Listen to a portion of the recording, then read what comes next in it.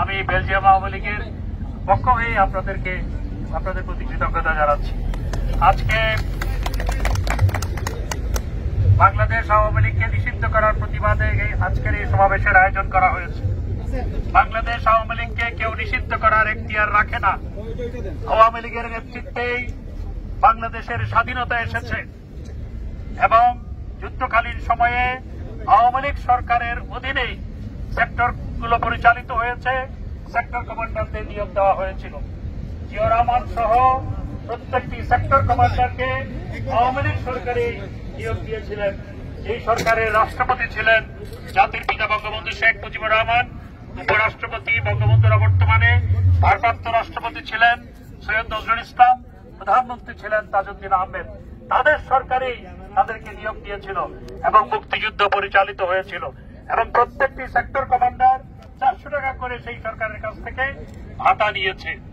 আজকে এই মুক্তিযুদ্ধ যাদের নামে পরিচালিত হয়েছে, বঙ্গবন্ধু সহ যার নামে মুক্তিযুদ্ধ পরিচালিত হয়েছে, যিনি স্বাধীনতার ঘোষণা দিয়েছেন, তারা নাকি মুক্তিযোদ্ধা না। অর্থাৎ এটি মুক্তিযুদ্ধকে অস্বীকার করা, আমাদের স্বাধীনতাকে অস্বীকার করার এই নামান্তর, অন্য কোনো কিছু না।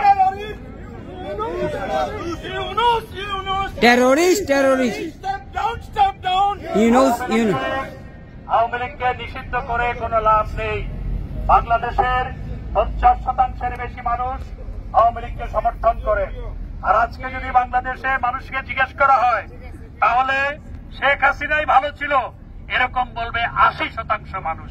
সুতরাং এই আওয়ামী লীগকে নিষিদ্ধ করে কোনো লাভ নেই। এটি কোনো আন্ডারগ্রাউন্ড সংগঠন নয়, এটি কোনো ক্ষুদ্র সংগঠন নয়, এটি গণমানুষের সংগঠন।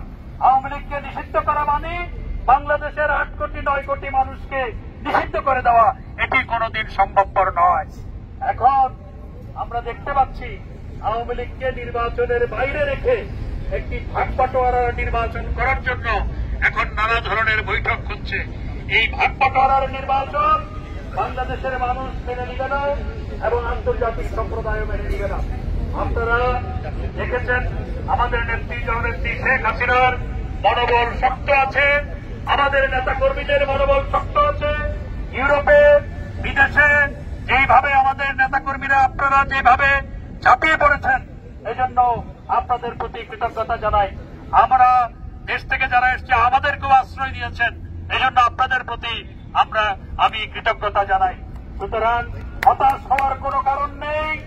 অন্ধকারের পরে দিনের আলো অবশ্যই আসবে এবং শেখ হাসিনা বীরের বেশে আবার বাংলাদেশে ফিরে যাবে। জয় বাংলা,